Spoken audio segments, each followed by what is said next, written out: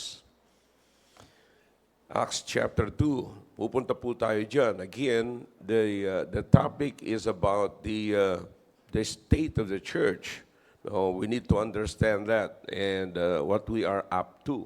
No, saan tayo, ano ginagawa na natin yan, ano meron po tayo. And I believe this morning, pag nalaman po natin, ang mga bagay na ito ay mabibless po tayo. Okay? All right. Acts chapter 2, we'll start from verse number 44. Okay? Basta bibigyan ko lamang po ng pansin po ito and then we will turn again to chapter 4 later on. Okay? Andiyan na po kayo. Amen? Acts chapter 2 verse number 44. And all that believe were what? Together and had all things common. 45. And sold their possessions and goods, and parted them to all men as every man had need. Okay? Now, dito sa talatang ito, katatapos lamang po ng ating balikatan. We have 2 weeks balikatan. At kaya hindi nyo po ako nakita isang Sunday, because I was in Ramos for 2 weeks, and 2 weeks. 10 days, I think, and one Sunday. More than 10 days. Yeah. So, hindi nyo ako nakita rito ng 2 Miyerkules at hindi nyo po ako nakita rito ng isang Sunday kasi last Sunday, the other Sunday, ay nandun po ako kasi Mother's Day po ron, celebration ng Mother's Day. But gusto ko pong makita nyo ngayon kung ano po yung accomplishment natin, ano yung mga bagay na dapat nating tignan sa atin pong simbahan. Kaya sabi ko sa inyo, we have to understand, we must see what we are up to. Amen? Amen. You're excited about it? Okay, let's bow our heads, please. Dakilang Diyos, salamat po sa inyong salita. Salamat sa pagbasa po namin at salamat sa awitan. Thank you for the opportunity to bring our things into thy throne, O God, this morning. Salamat sa panahon na yun na kami po nakipag-usap po sa inyo. Salamat sa awitan. Salamat po sa presensya ng bawat isa, maging sa mga bisita po namin ngayon. Help them, O God, to understand our church so that they would see the need of having a church, O God. At pagpalain niyo po ang bawat isa na naway makita po namin lahat ang kagandahan na nasa iglesia po kami na inyo pong itinayo. At pagpalain niyo po ang mga kapatiran na pangkasalukuyan naglalakbay patungo rito. Ingatan niyo po sila upang makarating po sila na lahat makasama po namin sila sa pananambahan. Ito po ang aming dalangin. Pasalamat sa pangalan po ni Jesus. Amen. All right, thank you. May be seated in the presence of our God. All right, everybody pay attention sapagkat ako po ay plinano ko na hindi po ako magtatagal ngayon sa Sunday school sapagkat alam ko may habang tumataas ang araw ay umiinit. Okay? So pay attention, okay? Tahimik lamang po tayo habang pumapasok po tayo. Now, every time we talk about the church, mga kapatid, sa tuwing nag-uusap tayo patungkol sa church, ay lagi po natin ginagamit ang Book of Acts, particularly this chapter 2, kasi dito po nagsimula yung pong convictions, In chapter 1, makikita nyo, nandoon po yung kung paano sila nag-gather, mga kapatid, but there's not much event in chapter 1. And in chapter 2, nandiyan po yung feeling of the Holy Spirit and the actions of the church, the activities of the church started. Okay?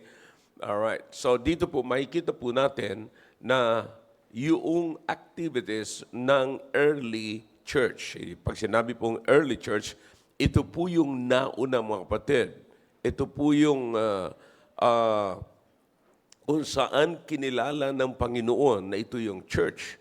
Na makita nyo yung mga apostles and the disciples of the Lord Jesus Christ were activated in the activities of the local Bible-believing Baptist Church. So dito po natin makikita po yan. So kaya po ginagamit po natin dito. So dito, makikita po natin dito yung foundation. Everybody, pakinggan nyo mabuti sinasabi ko. Okay? Foundation is very important. Kaya po, bumabalik po tayo sa Book of Acts sapagkat napakahalaga po ng foundation. Makikita nyo po ngayon mga kapatid, kung lahat lamang ay pupunta doon sa pundasyon, kung paano nagsimula ang gawain ng Panginoon, hindi ho sana maliligaw ang church. You see, ito po'y parang bahay na ngayon mga kapatid. Is everybody listening? Alright. Ito po'y parang bahay na ngayon na ang church ngayon ay fully renovated na po. You see, and I'm talking about the things in the church, you know. Hindi yung church, yung building per se, no? That's not the church. That's the church building. Pero ang church, tayo po mga tao. So sinasabi kong na-renovate na po, na model na yung mga pamamaraan, the biblical ways, you know. So, kasi hindi na po sila nag-check doon sa tinatawag na foundation. Foundation is very important. But actually mga kapatid, makikita nyo po sa anumang bahay mga kapatid, magkaroon ka man ng mga renovation. Pero sa labas, ang renovation, mga kapatid, napansin nyo, alam ko, yung iba sa inyo, hindi po kayo ignorante sinasabi ko sa salitang renovation. Yung salitang renovation, mapapansin nyo po, lahat lamang po yan na nasa ibabaw, visible. Pero ang hindi nila nare-renovate ay yung foundation. Nakatago yung foundation. So kung pupunta po kayo sa foundation, doon maganda magsimula.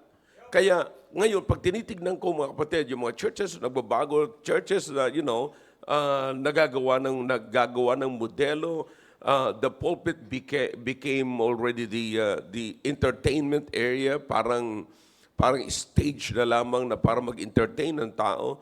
Pero alam nyo, kung ang mga churches na ito ay babalik lamang sa pundasyon, may kita nyo, magiging maayos uliho ang mga churches.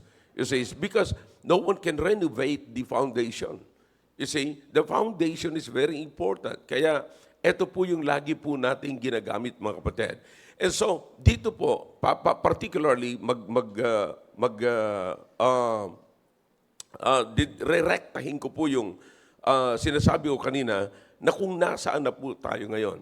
So, mapapansin nyo po rito, mga kapatid, sa binasa po natin, sabi ng Biblia, so verse number 44, and all that believe were together and had all things common. You see, all things common. They all together, sabi ng Biblia, and that all that believe were together. In other words, nagkaroon po sila ng unity. Pero pag pinagbatayan niyo po yung unity nila, lagi pong naka-based sa foundation. Yung unity nila. And you will notice that in verse number 42. You see, in verse number 42, ano po ang nakalagay dyan? And they, ang sabi ng Biblia sa verse number 42, and they continued what? Steadfastly. Where?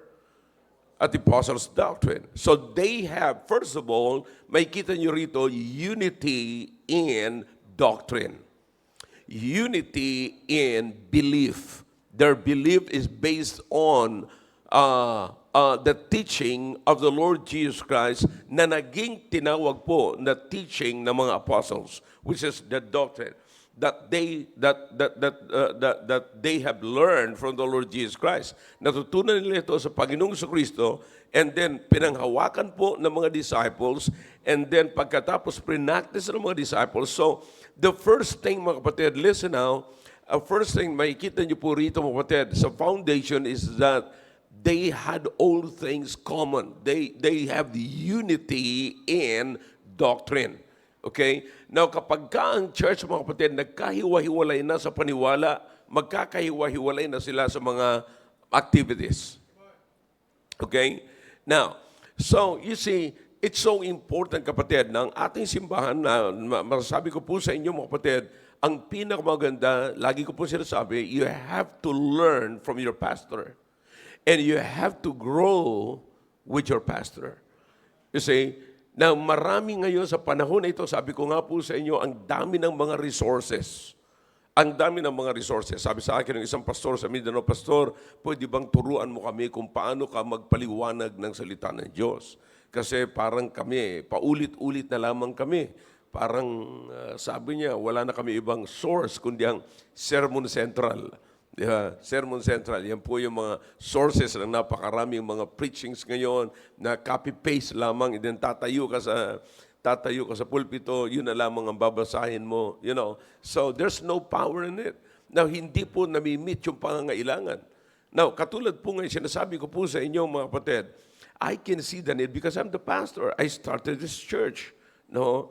Nagsimula po kami rito ng konti. Nakita ko yung pangailangan, nakita ko paano lalago, and I've learned many things, mga kapatid. So nagpapasalamat ako sa revelation ng Panginoon na binibigay po sa akin. It's not about me. It's not about my education, but it's about the wisdom of God. Now, so makikita niyo po rito, mga kapatid, nagkasundo-sundo sila, magkakaisa po sila sa katuruan. Mga kapatid, magkakahiwa-hiwalay po tayo sa mga susunod pa ng mga gawain ng iglesia o ng church kung maghihiwa-hiwalay po tayo sa katuruan. Kaya maraming mga simbahan ngayon nagkakawatak-watak, nagkakaroon sila ng mga problema sa pamumuhay nila sapagkat nagkakaroon sila ng problema sa paniwala nila. Pag nagkaroon kayo, nagkawatak-watak po tayo mga kapatid sa tinatanggap nating katuruan, magwawatak-watak tayo sa ating pinaniwalaan. So anong klaseng buhay? May kanya-kanya na po tayo mga paniniwala. May mga kanya-kanya na po tayo mga pamumuhay. You see, so the Bible here, particularly sabi ng Biblia, nagkaisa po sila and they continue steadfastly were in the apostles' doctrine and what? And look at even in fellowship, wala po silang kanya-kanyanan. Sila po'y merong unity sa fellowship. They have one mind in fellowship. And then the Bible says, not only in fellowship, but in breaking of bread and in prayers, that even in prayers, kapatid, iisa sila pagdating sa panalangin. Nagpapasalamat ako sa Panginoon. Listen now, tignan niyo po ang ating iglesia model. Tignan niyo po ang ating simbahan. Every morning, every Sunday morning, bago magsimula po ang ating service, ano po ang nangyayari? Nakita niyo po, pinangunahan tayo rito kanina ni Brother Willie, nagbabasa tayo ng salita ng Diyos. Book of Proverbs. You see, binabasa po natin yan. And after that, nananalangin po tayo. Sama-sama, sinasabi ni Brother Willie kung anong dapat natin ipag-pray. And something, wag po nating liit-liitin yan sapagkat nasa pundasyon po yan ng iglesia ng Panginoon na pinagpala ng Panginoon. Now, pag nakita nyo po na yun ang sinusundan natin, wala po tayo sa social church. Wala po tayo sa culture church or church of the culture. Wala po tayo doon. Nang ibig sabihin ng Church of the Culture, kung ano lamang nandiyan, yan susunod, kung anong uso ngayon, yun ang gagawin po natin. You see? So makikita po natin ngayon, mga kapatid, ang sabi ng Biblia, they have one mind in prayers. You see that? And then, notice that, they also unity pagdating po sa empowering ng bawat isa.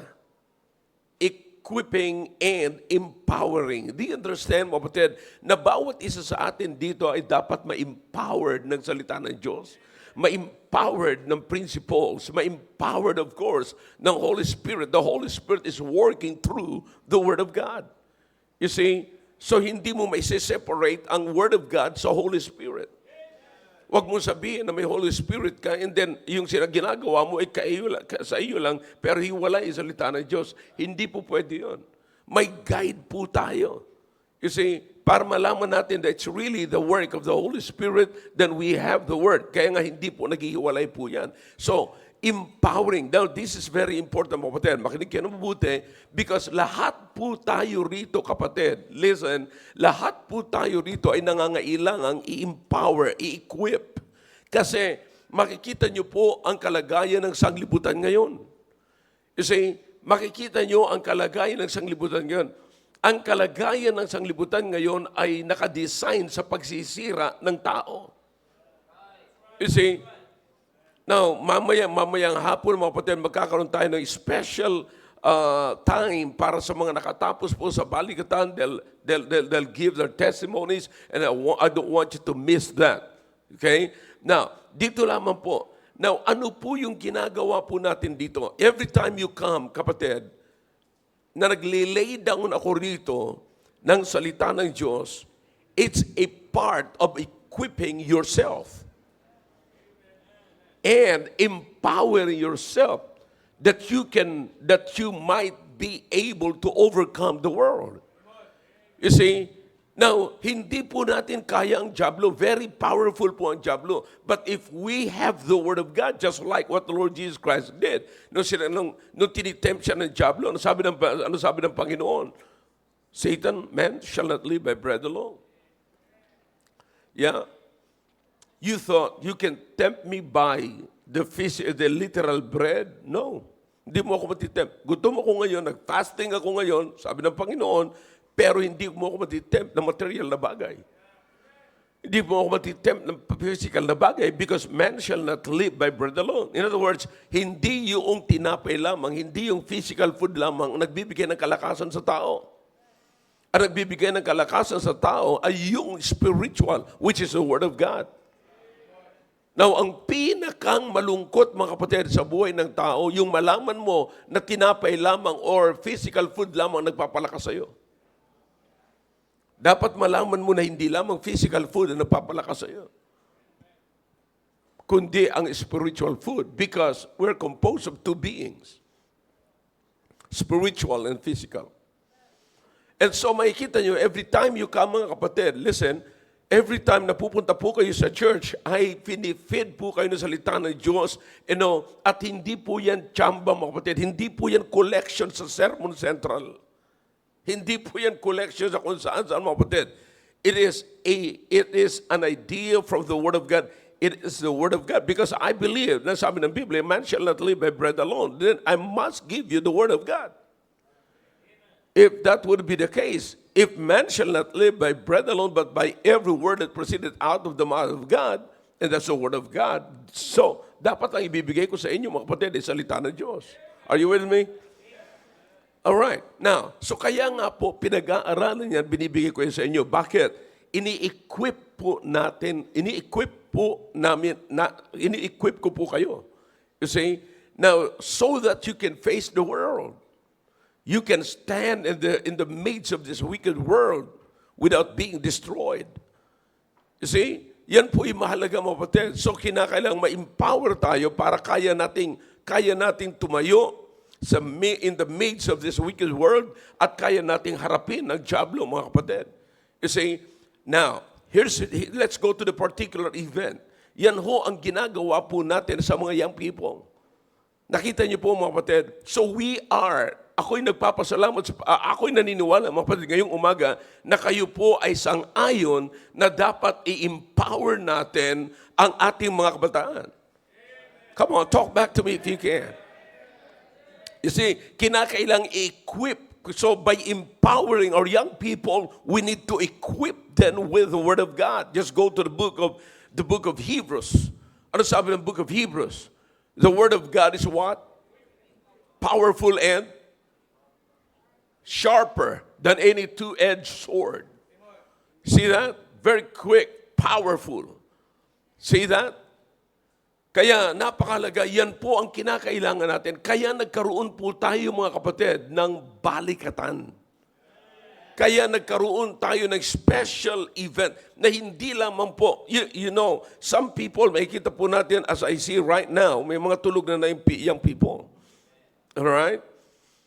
May mga inaantok-antok. Kaya pag nandito, mga kapatid, hindi sapat ito para matuto sila. Hindi sapat ito para ma-equip, mga kapatid. Wala silang makikita kasi nakapikit sila. You see, you understand what I'm saying? Nagsasalita ako sa inyo bilang pastor, kapatid, katotohanan ang sinasabi ko sa inyo, nakikita ko pa lamang ngayon.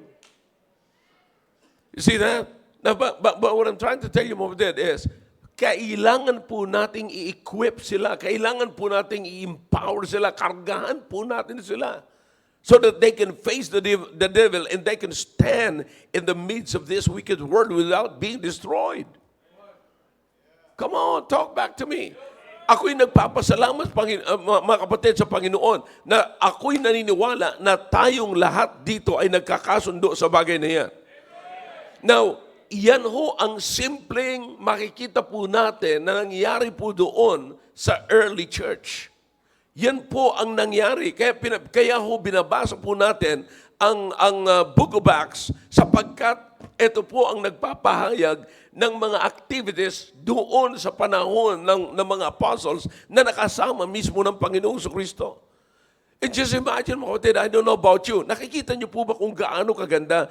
If just imagine niyo mga kapatid, isipin niyo ng mabuti na ang nagsasabi po rito ay kasama mismo ng Panginoong Kristo. See, the book of Acts was written by Dr. Luke. You see, ang author po nito ay kasama mismo ng Panginoong Kristo. You see, disciple ng Panginoong Kristo. Yung iba ayaw nilang tanggapin na apostle ng Panginoong Kristo, but he's doing the same thing with the apostles. Kasi wala doon sa Luke chapter 6. See? But look, makikita po natin dito mga kapatid, sa atin pong binabasa na ang author ay kasama mismo ng Panginoong Kristo at kinikwento niya sa atin, sinasaysay niya kung ano yung ginawa ng early church. So they have fellowship, they are united, mga kapatid, pagdating sa katuruan, and not only that, they're united in action. See, makikita nyo na sila nagkakasundo na, oh man, kaya normal, ako'y nagpapasalamat sa mga pamilya po rito na dinadala niyo po rito, mga kapatid, ang inyong mga anak. Sapagat naniniwala kayo na ang church ay merong maibibigay sa inyong mga anak. At naniniwala rin po kayo na ang church ninyo ay na ang inyong mga anak ay kinakailangan ma-equip, ma-empower ng salita ng Diyos ng tamang katuruan. You see, now listen to me now, parents. Parents, makinig kayo na mabuti. Ang the worst na nagiging situation ngayon ng inyong mga anak ay meron silang double standard. Double standard. Para silang nag-join lamang sa fraternity na kapag ka sila ay present sa fraternity, yun ang practice nila. Pero pagka wala na sila sa presensya ng fraternity, iba na naman ang practice nila. Now, nais ko sabihin to sa mga young people, hindi po yan, hindi kayo fully armed. You are not fully equipped. Pinapakita nyo lamang na hindi kayo fully equipped. That is not empowerment. No, hindi kayo na-empower ng salita ng Diyos. Kasi ang nasa isip nyo, pag nasa barkada na kayo, hindi na kailangan ng salita ng Diyos. Come on, talk back to me if you can. Kapag ka nasa basketball na kayo, court, hindi nyo na kailangan salita ng Diyos. Kaya nakikita nyo mga kapatid, maging sa atin, tingnan nyo, pag naglalaro tayo, makita nyo, minsan yung ibang mga naglalaro para mga unbelievers. Alam nyo kung bakit? Ang kinukuha nilang standard ay yung mga negro. Yung mga basketball players na ang height noon, mga kapatid, ay 6'4", samantalang sila ay 5'4" lang. Tapos pag nakabalya, akala mo demonyo. You see, you understand what I'm saying? So you have double standard.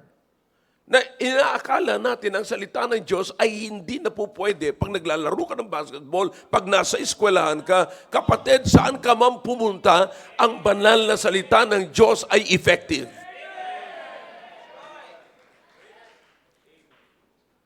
You see, kaya yan ang dahilan, ginawa natin mga kapatid sa church natin, tingnan nyo yung church natin, nag-design tayo ng special event so that may ilalagay natin, may empower natin, may equip natin ng mabuti ang ating mga young people. Aba kapatid, hindi madali ito. So hindi lamang po dito, sinasabi ko sa inyo rito, hindi lamang dito. Kasi pagka dito, nakaganyan kayo, nakabihis kayo, kukurap-kurap kayo. Pero pagka nandoon kayo, anong ginagawa natin doon? Tinanggalan ng cellphone. Anong sabi ko sa inyo? Anong sabi ko sa mga young people? Sa araw na ito, simula sa bukas, ako gusto kong magsasalita ng ganun eh. Sa opening pa lamang ng balikatan, tandaan nyo ito, disconnected na kayo sa family ninyo. Hindi na kayo pwedeng, wala na yung words na, Mama, help me. Papa, please come. Hindi na po pwedeng, ayokong kumain. Sige, pag hindi ka kumain, ang sunod na action mo, St. Peter ka na. See, disconnected ka na sa dati mong pamilya. Now you are connected sa training. Tinanggalan namin ng cellphone, tinanggalan namin ng comfort, mga kapatid. Bigla silang na-disconnect sa comfort zone at napunta na sila sa war zone. That they have to experience the battle. See? Now listen, ano ho ang ginagawa natin, mga kapatid? Listen now, ako'y nagpapasalamat sa Panginoon na ang church nito, naging united tayo sa ganung klaseng adhikain or plano ng simbahan natin to equip and to empower our young people. Now, in doing that, kapatid, para mapatunayan ko lamang na tayo nagkasundo-sundo ng ganyan. Nung nag-raise ako ng pera, nagbigay kayo. Ngayon, sa mga hindi nagbigay, tapos na po ang balikatan. You see, but anyways, magre-raise po ako ng fund kahit wala pong balikatan for next year. Mag-iipon na tayo ng pera para dyan para hindi na ako magre-raise ng pera kung kailan mayroong balikatan. I-separate ko po yung budget na yan for balikatan. Okay? Now, kung medyo malaki ang maiipon po natin, just imagine, napakaraming mga young people na hindi nakaka-join kasi wala silang pambayad. So, at least, makaka-join sila because meron tayong fund for that. Do you agree with that? You see, kung naniniwala tayo, kapatid, just like, tingnan niyo yung pattern, mga kapatid, sa Book of Acts. Naniniwala sila na naniniwala sila, united sila sa doctrine. First, united muna sa salita ng Diyos. Kung hindi tayo magkakasunod, pag sinabi united sa salita ng Diyos, ito ang sabi. Pag sinabing, ito yan, ito ang sinabi, ito ang kailangan. Pag nag-agree ka rito, sigurado ka mag-agree sa susunod na bagay. Ano yon? Finances.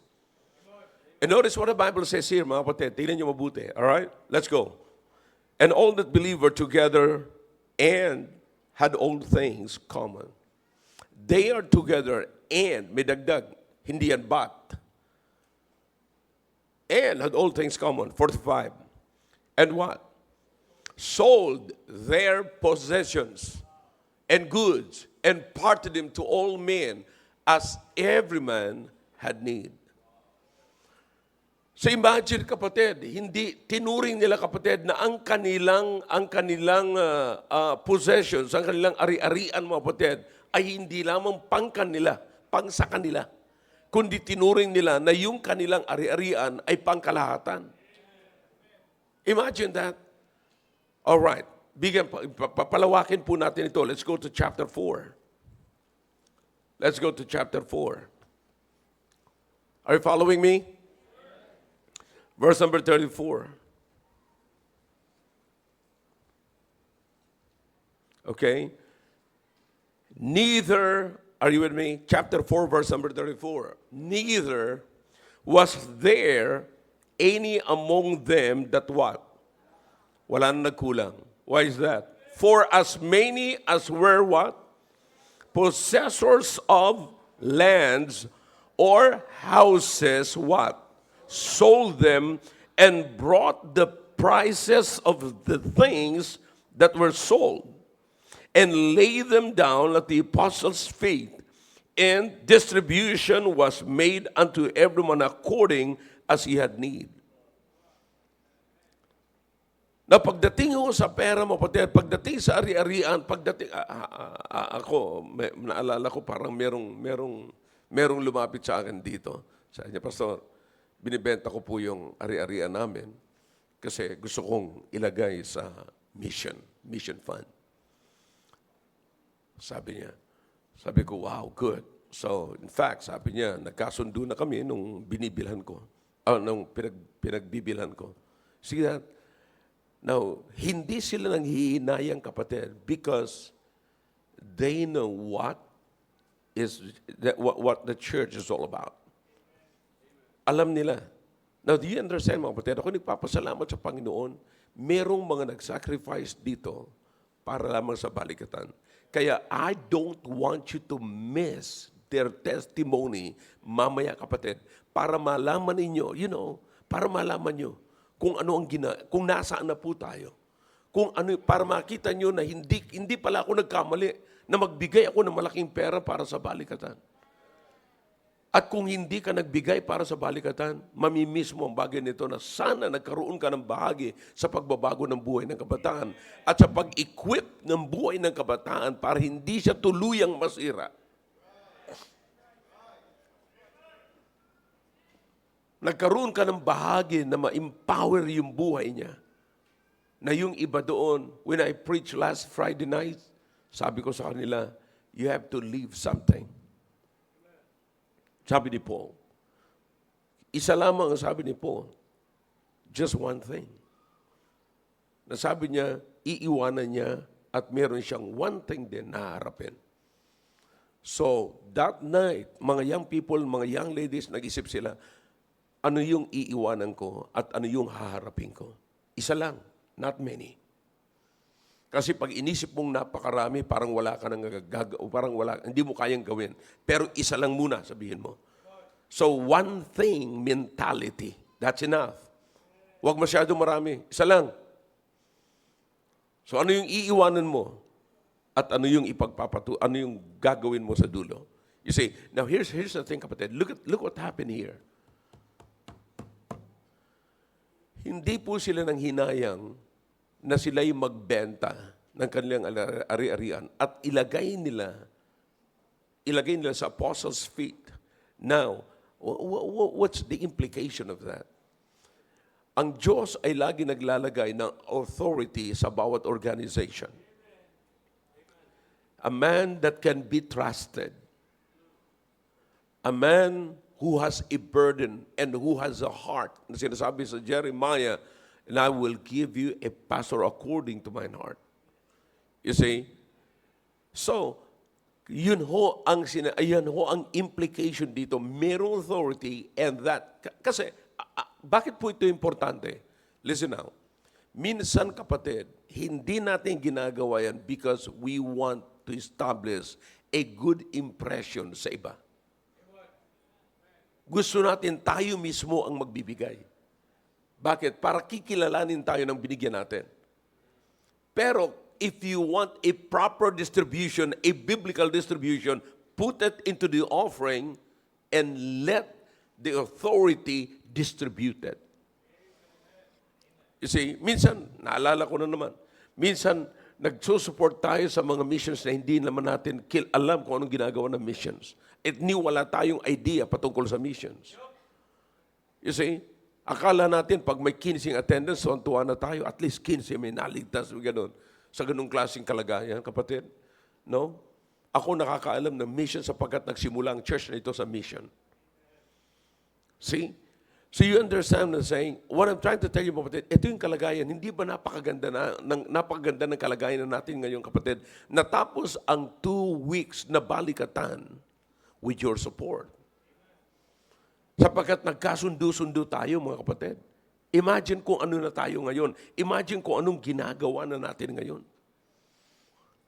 Imagine kung makakausap nyo lamang, kapatid, yung mga young people at kayong mga magulang dito nagpadala ng inyong mga anak sa balikatan. Pagbalik ng mga anak ninyo mula sa balikatan, kayo na ang magsabi kung sino sila. Kayo na ang magsabi kung merong nabago sa kanila. Kayo na ang magsabi kung meron na kayong bagong anak. Is there anybody here that can testify? See? Kayo na ang magsasabi, mga kapatid. Why is that? Because makikita po natin, mga kapatid, this is the fruit ng labor, kapatid, ng hindi iisang persona, kundi ng church. This is the fruit of the unity of the church. This is the result. Ito po yung resulta ng pagkasundo natin sa gawain ng Panginoon. May mga nabago. May mga natutuwa. May mga na-develop yung kanilang pagmamahal sa Panginoon. Bilang ebidensya, mga kapatid, you understand? Bilang ebidensya. And I'm really, talagang ako'y natutuwa sapagkat nasusurprise ako na hindi lahat ng nandoon sa balikatan ay first-timer. Marami sa kanila, mga kapatid, ay second-timer, third-timer, and even fourth-timer. Anong ibig sabihin nito? Nakita ko kung paano ako na-empower, na-equip during my first time sa balikatan. That's why sabi niya, I need it. And then the third time, still need it. And then fourth time, I still need it. So hinahayaan niya na yung balikatan na pinagkasundo-sunduan natin, na pinagtutulong-tulungan natin, na pinag-iibayo natin at tinutuloy-tuloy natin, na nagko-contribute tayo together, na mayroon tayong unity sa gastusin, lahat ng mga bagay na yan. Kapatid, malaki ang nagagawa sa buhay ng mga young people sapagkat nai-equip at nai-empower ang buhay nila. See, so you understand kung gaano po kaganda ito. Kaya nga po, mga kapatid, pag pumunta sila sa eskwelahan, kasi alam niyo naman, pag pumunta sila sa eskwelahan kung anong mga temptation meron doon, anong klaseng paninira, sabi ko nga sa kanila, hindi. Walang teacher sa eskwelahan na nagturo sa inyo ng patungkol sa dignidad ng buhay ninyo. Saan mo makikita lamang yan? Dito sa church. Dito sa balikatan. See? So you understand na may panahon doon sa balikatan, kaya ang sabi ko nga sa balikatan, ang balikatan, tandaan nyo, na ang balikatan ay pupunta ka rito na hindi mo nagugustuhan, pero at the end, magugustuhan mo. Because you will find out that you need it. Okay? So nauunawaan niyo mga kapatid kung saan na ngayon ang church natin, para saan na, nasaan na tayo ngayon. Nandito na tayo sa kalagayan mga kapatid na ganito. Nagsasama-sama tayo at nagkakasundo tayo, hindi emotionally. Nagkakasundo tayo based on the apostles' doctrine, which is the doctrine of the Lord Jesus Christ. And then because we believe that, yung paniniwala natin na yun, dinala tayo rito sa pag-i-equip, pag-i-empower ng mga young people. Well, every time na nagbibigay sila ng testimony gabi-gabi, hindi ko mapigilan na ako'y mapapaluha. Sometimes, you do not know kung anong ginagawa mo minsan ang result, hindi mo alam kung anong magiging result. Pero pagka sila na po ay nag-testify, man, it's amazing. It's amazing na yun pala ang magiging result. Please, don't miss it this afternoon. Amen?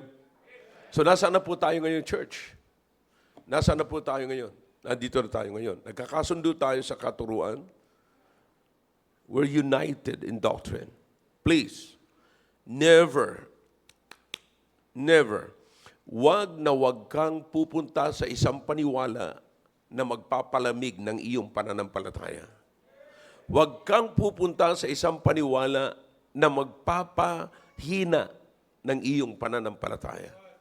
Mas maganda pang dibaling may sacrifice na ngayon because later on makikita nyo halos lahat ng ginagawa mo na ngayon na mayroong sacrifice, easy na sa iyo. Kaya sabi ko nga sa mga kabataan, tandaan nyo hanggat mayroong proseso, may progreso. Huwag kayong matatakot sa proseso kasi ang progreso ay nasa proseso. Ganon din po sa ating church. Ako'y nagpapasalamat sa Panginoon na nandito na tayo sa kalagayan na ganito. Huwag nating tigilin ito, mga kapatid. Sapagkat nakikita ko, ako mismo nakakita. At yung gusto kong, yung nakikita kong pangailangan ng young people, nakikita ko yung resulta na sabi ko, tama lamang na ginawa natin ito. See? Para sa mga nagbigay, nagkaroon ng bahagi sa balikatan, tama lang nagkaroon kayo ng bahagi. Kaya pag narinig nyo ang testimony mo, mamaya mapapasigaw kayo, sabihin, tama lang. Tama lang.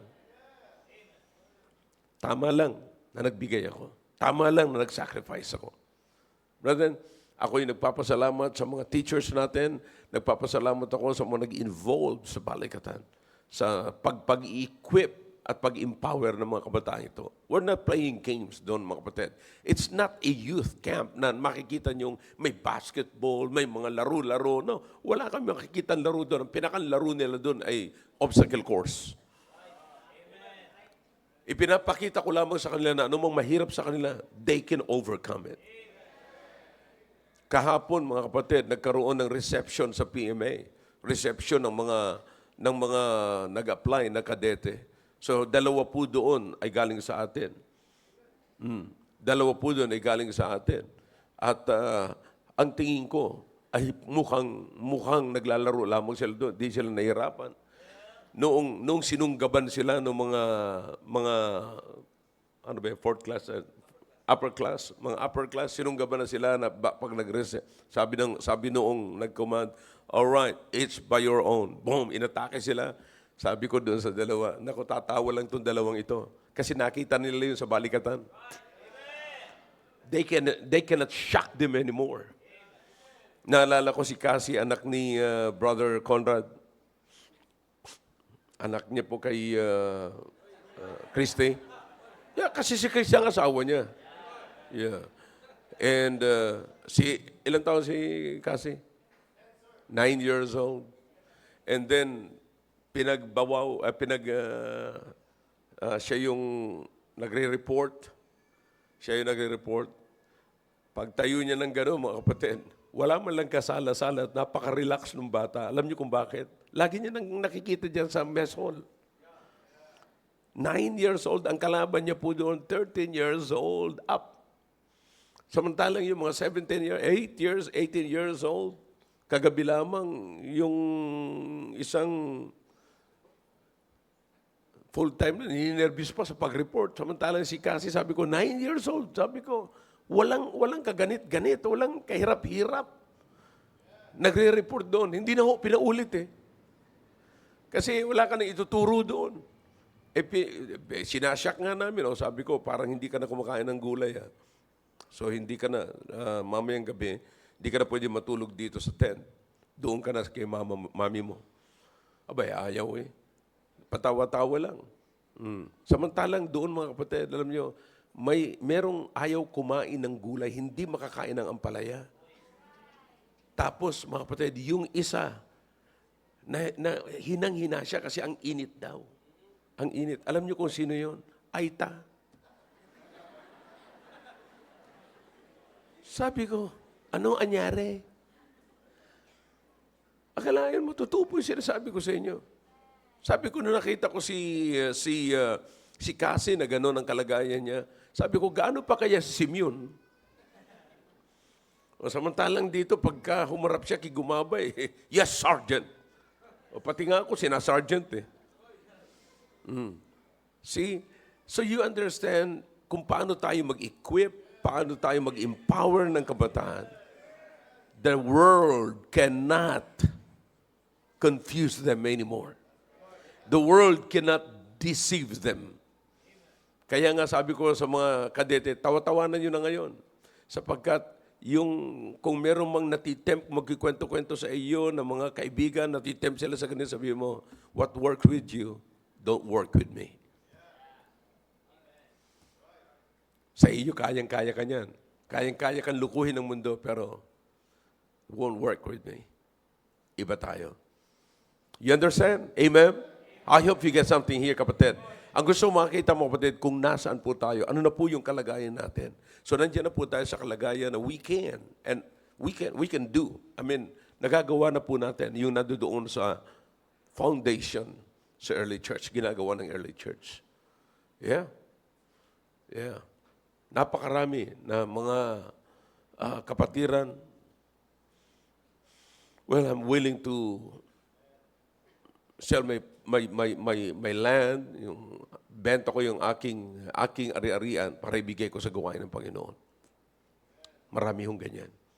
Nandiyan na po tayo sa kalagayan na yan para nakikita kasi nila, nakikita po natin na tayo nag-i-equip, nag-i-empower ng mga tao. Hindi lamang po mga young people. Sinabi ko lamang po sa inyo, particularly kasi gusto ko po makita ninyo kung ano po ang nangyari sa atin sa mga nakaraang araw. Amen? Are you happy na makikita po natin yung ating condition bilang isang church? Kapit I believe, kayong mga hindi gaano nag-i-involve, you get involved, and you must be happy na you have the opportunity to get involved. Amen. All right, shall we all stand, please? Kilang Diyos, salamat po sa inyong salita. Pagpalain niyo po ang salita niyong nahayag. At nawa po'y nakita po namin ang kalagayan namin bilang isang church na nagkakasundo-sundo, Panginoon. Nagkasundo-sundo sa doktrina, nagkasundo-sundo sa pagbibigay at sa pag-equip para ma-equip po namin at ma-empower po namin ang mga kabataan.